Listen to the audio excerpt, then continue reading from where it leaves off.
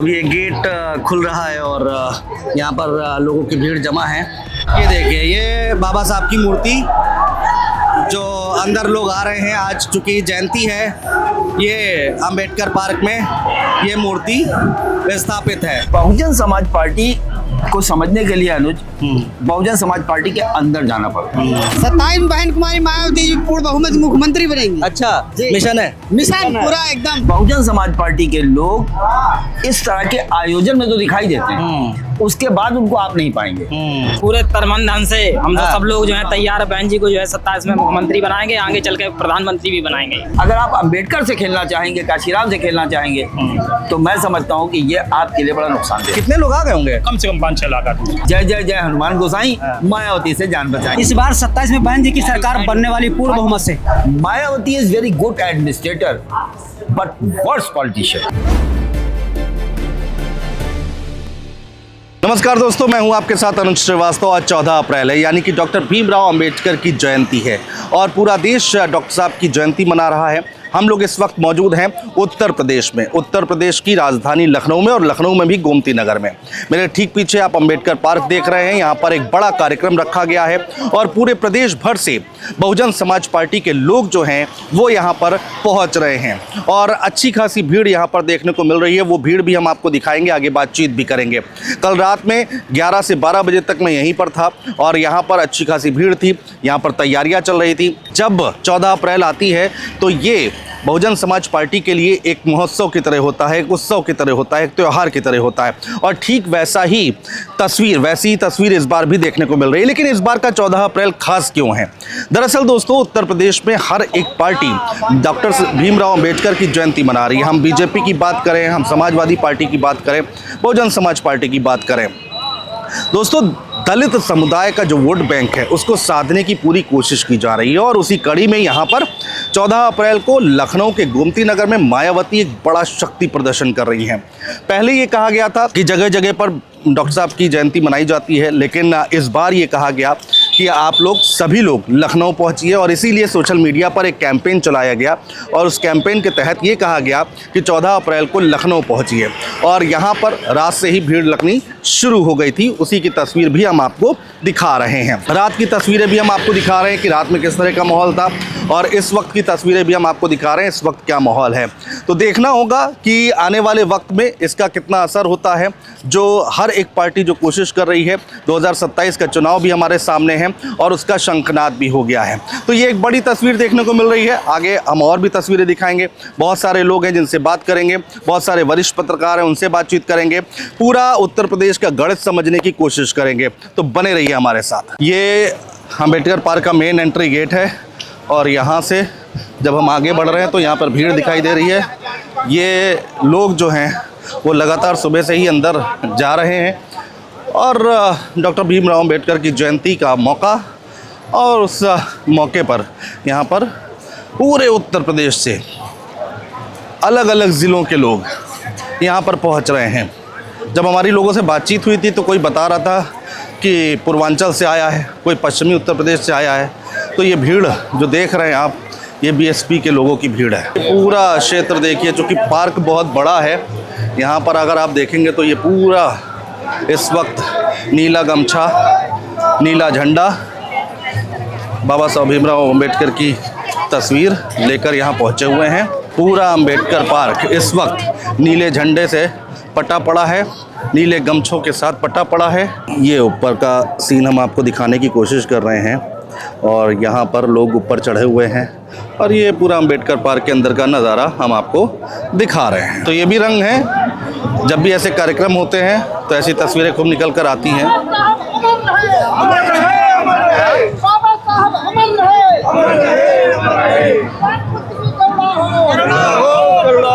तो अभी ये गेट खुल रहा है और यहाँ पर लोगों की भीड़ जमा है और ये सुबह का वक्त है और बाबा साहब की प्रतिमा आपको अंदर ज़रूर दिखाई देगी। और ये गेट खुल चुका है, लोग अंदर जाते हुए हैं। तस्वीरें हम आपको दिखा रहे हैं बाबा साहब भीमराव अंबेडकर जिनकी जयंती है और बीएसपी के लोग उसको बड़े जोर शोर से मनाते हुए। तो लोगों की भीड़ के साथ हम भी अंदर जा रहे हैं और लोग एक एक करके अंदर जा रहे हैं। कोशिश है कि आपको हर एक तस्वीर हम दिखाएं और वही दिखाने की कोशिश कर रहे हैं। ये देखिए, ये बाबा साहब की मूर्ति जो अंदर लोग आ रहे हैं, आज चूँकि जयंती है, ये अंबेडकर पार्क में ये मूर्ति स्थापित है।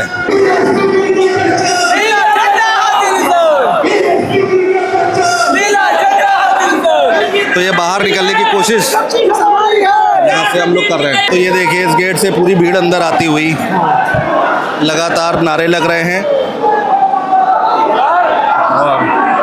तो बाबा साहब अमर रहे कि नारे अंदर आपको सुनाई दिए। अभी हम अंदर गए थे और अभी हम बाहर आए हैं और यहाँ से सीधा आप देखिए ये पूरी तस्वीरें हैं जो गेट के बाहर अब लोग निकल रहे हैं। जैसे ही दरवाज़ा खुला वैसे ही लोग जो है अंदर जाना शुरू कर दिया उन्होंने। और इधर से अगर मैं पूरी तस्वीरें आपको दिखा पाऊँ कि क्या भीड़ आई हुई है, क्या तस्वीरें हैं, क्या रंग हैं इस कार्यक्रम के।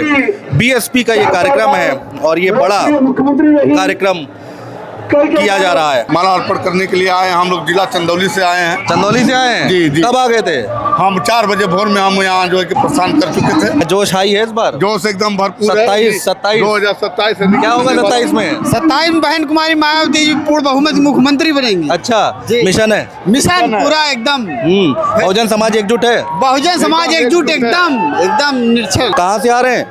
भदोही जिले से हैं? धन्यवाद। भदोही जिले से भदोही से आ रहे हैं? कितने बजे आ गए थे? 6 बजे आ गए थे हम लोग। सुबह 6 बजे? सुबह 6 बजे आ गए थे। कैसे आए? बस से आए थे। बस से आए? बस से आए। 27 में क्या होने जा रहा है? 27 में बहन जी की सरकार बन रही है, बीएसपी की सरकार बन रही है। भीड़ तो अच्छी खासी आ गई। बहुत अच्छी भीड़ है। क्या इस बार अंदर लोग बोल रहे हैं कि 27 इस बार मिशन है? हाँ, 27 बार मिशन है। जो 2007 में सत्ता आई थी वही 2007 का 2027 में दोहराएंगे। बहुमत से बहुमत सरकार आएगी। तैयारी इस बार पूरी है? तैयारी पूरी तैयारी। ग्राउंड पे पूरी है? ग्राउंड बूथ स्तर पे पूरी तैयारी हमारी है। कार्यकर्ता लोग तैयार हैं? कार्यकर्ता लोग तैयार हैं सर। क्या कहेंगे? पूरे तनमन धन से हम तो हाँ। सब लोग जो है तैयार है। बहन जी को जो है 27 में मुख्यमंत्री बनाएंगे, आगे चल के प्रधानमंत्री भी बनाएंगे। अच्छा, क्या कहेंगे सर? हम लोगों 5वीं बार मायावती मुख्यमंत्री बन रही हैं? जी जी जी। 27 में बाकी कोई नहीं? कोई नहीं। कितने लोग आ गए होंगे सर यहाँ? हैं? कितने लोग आ गए होंगे? कम से कम 5-6 लाख आदमी। 5-6 लाख आदमी जी, जी। होगा। और ज्यादा भी होगा। अरे जितना अंदर है तो तब बाहर इतना तो उसमें के काशीराम पार्क में भी आदमी है, हाँ। समा पार्क में घूम रहा आदमी। हाँ, नहीं कल रात में मैं 12 बजे तक यहीं था तो लोग आ ही रहे थे देख। हम तो 3 बजे आ गए थे यहाँ। अच्छा, 3 बजे। कहाँ से आए हैं? हम रायबरेली से आए हैं, ऊंचाहार विधानसभा। अच्छा जी। कब कितने बजे आ गए थे? हम 8 बजे आ गए थे। आ गए थे। अंदर बहन जी से मिलके आए। मिल के आए? अच्छा, बहन जी से मिले, मुलाकात हुई? जी, जी, जी। क्या कह रही थी? कुछ बातचीत बहन हुई? जी पुष्पांजलि दी, बस नमस्ते दुआ सलाम अच्छा अच्छा तहवीम अच्छा अच्छा हुआ। अच्छा, कोई संदेश नहीं दिया लोगों नहीं, के नहीं, लिए? वहाँ कोई संदेश। अच्छा ठीक है, यहाँ के कार्यक्रम के बारे में क्या कहेंगे जो भीड़ आई हुई है? यहाँ की भीड़ तो अपार भीड़ है और सिलेक्टेड लोग, कार्यकर्ता लोग, पदाधिकारी लोग बुलाए गए थे। हर विधानसभा से 30-35 लोगों का ग्रुप बुलाया गया था। तो उसमें हम लोग अपनी विधानसभा ऊंचाहार से 35 लोगों 50 लोग होंगे। हाँ, ऊंचाहार से? हाँ, 50 ऊंचा से 50 लोग आए हैं। लोग 4-5 गाड़ी। तो बस से आए होंगे? कैसे आए? नहीं नहीं, अपने अपने सब वाहन से। अच्छा, अपने अपने अरे, सब अपना पैसा लगा के आए हैं? सब अपना चंदा किया है सब। आओ सब। हैं, चंदा किया है? जी हाँ, चंदा करके आए हम लोग। खुद के पैसे लगा के? खुद के पैसा लगा करके आया हूँ। ओहो, अच्छा तो क्या इस बार 27 में क्या होने जा रहा है कुछ? इस बार 27 में बहन जी की सरकार बनने वाली पूर्ण बहुमत से। अच्छा, जी हाँ। बता रहे बीजेपी और सपा वाले बड़े एक्टिव हैं। कितना भी एक्टिव हो इस बार उनकी एक्टिव फेल हो जाएगी। हैं? जी हाँ। दोस्तों, सुबह से हम यहाँ पर मौजूद थे और हमने आपको रिपोर्ट भी दिखाई कि आखिर यहाँ पर किस तरह की तस्वीर दिखाई दे रही है। लोगों से भी हमने बातचीत की, लेकिन उत्तर प्रदेश की राजनीति को समझना है और बीएसपी को समझना है तो सैयद कासिम जी को सुनना बहुत ज़रूरी हो जाता है। यहाँ पर सैयद कासिम जो कि सीनियर जर्नलिस्ट हैं, उनसे हमारी मुलाकात हुई। क्या बातचीत हुई वो आप सुनिए। जब से मैं यहाँ आया हूँ एक नारा बहुत गूंज रहा है, बीएसपी की यही पहचान, नीला झंडा हाथी निशान, और लगातार देख रहे हैं भीड़ बढ़ती जा रही है। ये मैसेज कितना बड़ा मैसेज दे रही है बीएसपी? देखिए, ये नारा जब 1984 में बहुजन समाज पार्टी का गठन हुआ था 14 अप्रैल को, आज के दिन, तो काशीराम ने ये नारे दिए थे, बीएसपी की क्या पहचान, नीला झंडा हाथी निशान, और दलित मुसलमान करो विचार, कब तक सहोगे अत्याचार, जो ज़मीन सरकारी है वो ज़मीन हमारी है, वोट से लेंगे सीएम पीएम, आरक्षण से पीडीएम, ये सब सब वॉल लाइटिंग पूरे मैं 1991 से बसपा कवर कर रहा हूँ, 91 से, और 89 में बीएसपी का गठन हुआ है। बसपा के गठन के 2 साल के बाद से मैंने बहुजन समाज पार्टी को कवर करना शुरू किया। ये नारे दीवारों पे लिखे होते थे, तो इन नारों को अगर आप देखेंगे तो उसी नारे से जुड़ा हुआ ये भी एक नारा है कि बीएसपी की क्या पहचान, नीला झंडा हाथी निशान। और ये एक मैसेजिंग है, क्योंकि नीला झंडा आज जरूरत ज्यादा है, क्योंकि आज नीले झंडे वाले बहुत आ गए हैं। तो जिस झंडे में हाथी होगा वो बहुजन समाज पार्टी का निशान होगा। ये कहने का मकसद इनका ये है कि बीएसपी की क्या पहचान। ये जब कल पार्टी का गठन हुआ था तब इतनी जरूरत नहीं थी, लेकिन आज इस बात की जरूरत बहुत ज्यादा है कि नीले झंडे बहुत आ गए, इसलिए जिस पर हाथी होगा वो बीएसपी की पहचान। सवाल यहाँ पर सर ये उठता है, जो बहुत ज्यादा नीले झंडे आ गए हैं, कितनी परेशानी, कितनी दिक्कत खड़ी कर सकते हैं या नहीं कर सकते, कोई चुनौती है? देखिए, मैं आपको बताऊं कि जगजीवन राम की जिंदगी में बहुजन समाज पार्टी का गठन हुआ। जगजीवन राम बहुत बड़ा नाम थे, वो अपने आप को अम्बेडकर का समकक्ष मानते थे, मतलब इतना बड़ा नाम थे। उसके बाद भी बहुजन समाज पार्टी का गठन हुआ और बहुजन समाज पार्टी बढ़ना शुरू हो गई। जब बसपा बढ़ गई, तो मायावती का जो पहला चुनाव है, तो उसमें उनके चुनाव में उनके खिलाफ 2 लोग लड़े थे, एक रामविलास पासवान, एक मीरा कुमार। रामविलास पासवान खुद में एक बड़ा नाम, मीरा कुमार जगजीवन राम की बेटी। और उसके बाद हरिद्वार का वो उपचुनाव था, उसके बाद उस चुनाव में मायावती ने इतनी बड़े वोट को प्राप्त किया कि उसमें उनकी एक पहचान बनी, बहुजन समाज पार्टी की एक पहचान बनी। उसके बाद फिर वो बिजनौर से फिर चुनाव लड़ी और उसके बाद वहाँ से एमपी हो गई। तो तमाम लोग उस जमाने भी आए, नीले झंडे वाले पासवान आए, जगजीवन राम की बेटी मीरा कुमार आई, ये आपके जो आज कांग्रेस में है, कल भाजपा में हुआ करते थे, उदित राज, जिनका रामराज हुआ करता था, जिनका नाम रामराज हुआ करता था, वो आए उत्तर प्रदेश में। तमाम लोग आए, रैलियां की, बड़ी बड़ी रैलियां की, लोगों ने उनको फंड किया, उनके पीछे लोग खड़े हुए।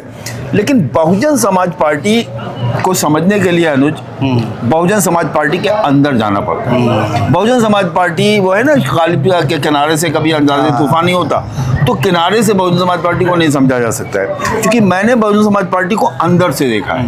बहुजन समाज पार्टी के लोग इस तरह के आयोजन में तो दिखाई देते हैं, उसके बाद उनको आप नहीं पाएंगे, उसके बाद वो आपको दिखाई नहीं देंगे। आप कहीं भी घूम के चले आए, आपको बसपा वाले नहीं मिलेंगे।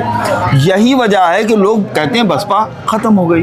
जब चुनाव होता है तो बहुजन समाज पार्टी को वोट जब मिलता है, आप देखिए नीले झंडे वाले बहुत आए। मैं आपका चंद्रशेखर की बात करता हूँ। चंद्रशेखर राजनीति में आए, उन्होंने अपनी पार्टी बनाई, पार्टी बनाने से पहले उन्होंने संगठन बनाया, और उसके बाद संगठन बनाने के बाद उन्होंने इतने चुनाव लड़ डाले, बिहार से लेकर उत्तर प्रदेश से लेकर पूरे देश में घूम आए, हरियाणा वगैरह, लेकिन आज भी वो 1% वोट नहीं पा पाए। आज भी उन्हें 1% वोट नहीं मिला है। और बसपा ने अपना जैसे ही कदम रखा था, वैसे ही उन्होंने 1.5% से ऊपर वोट पा लिया था। तो आप ये समझ सकते हैं कि बहुजन समाज पार्टी का जो जनाधार है, 91 में मैं बीएसपी में को कवर क्यों करने लगा। 91 में माया ने एक मैगजीन में अपना कवर पेश किया था, काशीराम और बहुजन समाज पार्टी पर, और उसके बाद उसमें जो वोट प्रतिशत था, मैंने देखा कि 84 में क्या था, 89 में क्या था, 91 में क्या था। 91 में राम लहर में सबका वोट कम हुआ था, accept Bahujan Samaj party. Bahujan Samaj party का एमएलए तो एक कम हो गया था, लेकिन वोट परसेंट उनका 0.1% से ऊपर बढ़ गया था, 0.75% बढ़ गया था। तो मुझे लगा कि ये पार्टी जो दिखाई नहीं देती है, उसका वोट परसेंट अगर बढ़ रहा है तो इसमें कुछ होगा। वो जो कुछ है वही सब कुछ है बहुजन समाज पार्टी। अच्छा कासिम सर, कंट्रोवर्सी भी बहुत हुई है, क्या मतलब आप देखिए राजनीति कहाँ आ गई, राजनीति है या कुछ और है। बीएसपी के पोस्टर फाड़ दिए गए, इतना बड़ा कार्यक्रम हो रहा है, और पूरे लखनऊ में हम लोग देख रहे हैं होर्डिंग तोड़ी गई है। इसका ये कैसे देखें इसको? देखिए, राजनीति के समय के साथ राजनीति के तरीके बदले हैं। नफरत पहले जो थी वो वोट की पेटी में होती थी, और अब नफरत जो है सड़कों पे दिखाई देती है।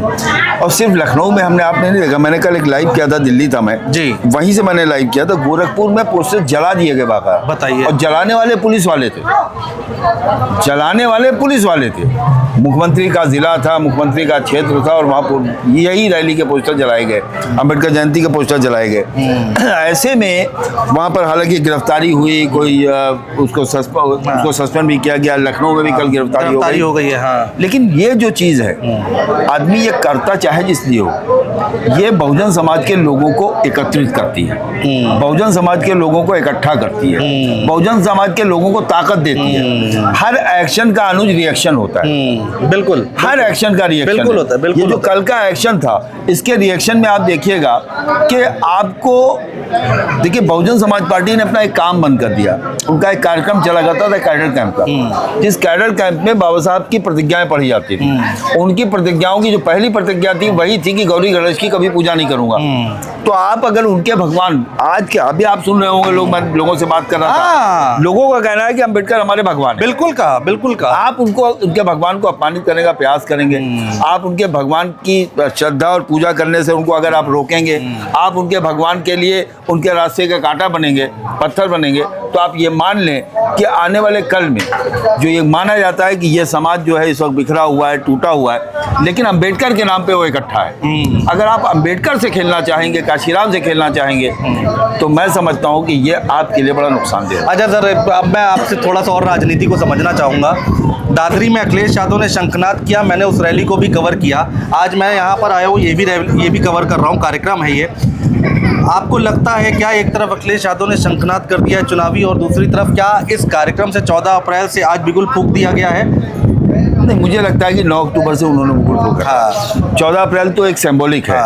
और जो अखिलेश का कार्यक्रम था, तो याद होगा दादरी में उसी दिन मऊ में विश्वनाथ पाल का कार्यक्रम था। Same date, same day, same time. और विश्वनाथ पाल केवल बहुजन समाज पार्टी के प्रदेश अध्यक्ष हैं, इससे ज़्यादा कुछ नहीं है। उस कार्यक्रम में अखिलेश से ज़्यादा भीड़ थी और उस भीड़ के लोग बड़े अनुशासित थे, ज़मीन पे बैठे हुए थे, यहाँ कुर्सियाँ लगी थी।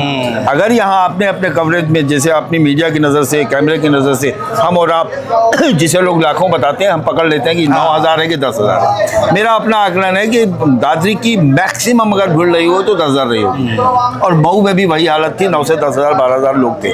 तो आप ये समझ सकते हैं कि जिसका कोई प्रचार नहीं था, प्रसार नहीं था, चर्चा नहीं थी, वहाँ इतने लोग थे। और वो कार्यक्रम भगवान गौतम बुद्ध के नाम से बुलाया गया था, बीएसपी के नाम से बुलाया भी नहीं गया था। मुख्य अतिथि वहाँ पर विश्वनाथ पाल थे। तो ये देखिए, साइलेंटली आगे, साइलेंट जो जाने वाला वोटर है वो बहुजन समाज पार्टी के पास है। दूसरी बात यह है अनुज, ये है कि बहुजन समाज पार्टी अपने इस प्रोग्राम्स को, अपने एजेंडे को, अपने कार्यक्रमों का प्रचार प्रसार नहीं कर पाती। जहां समाजवादी पार्टी ने 100 करोड़ रुपए की एजेंसियां हायर की हैं, वहां बहुजन समाज पार्टी का कार्यक्रम कवर करने आप दिल्ली से आए अनुज भाई। आप बड़े जर्नलिस्ट हैं, बड़े पॉडकास्टर हैं, आपको किसी ने चाय नहीं पूछी होगी, लेकिन आप जब वहां पहुंचे होंगे तो वहां आपके लिए सारी व्यवस्था अब देखिए, अलग अलग पार्टियों में अलग अलग जब भी हम लोग कवर करने जाते हैं, फ़र्क तो मिलता है, बहुत फ़र्क मिलता है। ठीक है सर, अब एक बड़ा बयान और निकल कर आया। ओपी राजभर का मैंने पॉडकास्ट किया, उन्होंने कहा कि कांग्रेस, बहन जी और AIMIM आ जाए, सरकार बना लेंगे। वो बीजेपी सरकार में मंत्री हैं, अलायंस में हैं, और इतनी बड़ी बात बोल रहे हैं। या तो वो कंफ्यूज कर रहे हैं, या फिर सच में उनको ऐसा लग रहा है। क्या लग रहा है आपको? देखिए, उत्तर प्रदेश में जो समीकरण है, ओम प्रकाश राजभर चूंकि काशीराम के स्कूल के छात्र हैं जी, वो भी वहीं से निकल के आए हैं। बहुजन समाज पार्टी से पहले उन्होंने चुनाव लड़ा था, अनलिकली बहुत कम वोट से, 1200-1500 वोट से हार गए थे पहला इलेक्शन। बीएसपी से निकाले गए, उसके बाद उन्होंने अपनी पार्टी बनाई। और ऐसा कुछ हुआ है कि बहुजन समाज पार्टी से निकाले हुए तमाम लोग राष्ट्रीय अध्यक्ष हैं, उसमें ओम प्रकाश राजभर अकेले नहीं है। सोनेलाल पटेल थे, ओम प्रकाश राजभर हैं, संजय निषाद हैं, इस तरह के तमाम लोग हैं जिन्होंने अपनी पार्टी बना ली। जो काशीराम कहते थे, मैंने ये जो मशीन बनाई है इसका पुर्जा कहीं फिट नहीं होगा।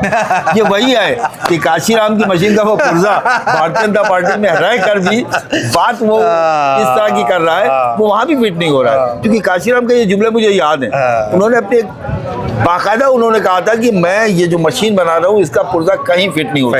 सही बात। और मैं देखता हूँ कि बीएसपी ने जो राय लिया है, वो रहे कहीं भी, वो पुर्जा फिट पूरा वहाँ पे होता नहीं है। ये बात सच है कि उत्तर प्रदेश में उन्होंने ये जो इशारा किया ओम प्रकाश राजभर से, उसकी वजह सिर्फ मुस्लिम। उनका मानना है कि मुसलमानों की पहली पसंद इस वक्त जो है, लोकसभा चुनाव में कांग्रेस थी, और बिहार और महाराष्ट्र के इलेक्शन के बाद ओवैसी का ग्लैमर बढ़ा है। स्पेशली नौजवानों में बढ़ा है। तो ऐसे में ओम प्रकाश राजभर का मानना है कि ओवैसी हो जाए, कांग्रेस हो जाए, बहुजन समाज पार्टी हो जाए, बीएसपी के बारे में आप किसी से भी बात कीजिए, वो कहते हैं लोग कि देखिए बसपा का वोटर जो है कमिटेड है। बसपा का वोटर किसी आदमी को नहीं देखता है, निशान को देखता है। अब ऐसे में बीएसपी का वोटर और मुसलमानों की भीड़ 41-42% डेडली कॉम्बिनेशन है, और उसी कॉम्बिनेशन का जिक्र ओम प्रकाश राजभर कर आप रहे हैं। सहमत हैं? मतलब मैं एग्री करता हूँ, और मुझे तो ऐसा लगता है कि अगर ऐसा कोई गठबंधन बनता है तो ओम प्रकाश राजभर आपको वहां नहीं दिखाई देंगे। ये भी बड़ी भविष्यवाणी। हालांकि वो जाने जाते हैं भाई इधर उधर करने को, और बहन जी की बड़ी तारीफ की उन्होंने। मैंने ये कहा भी, मैंने कहा क्या कुछ खेल करने जा रहे हैं क्या?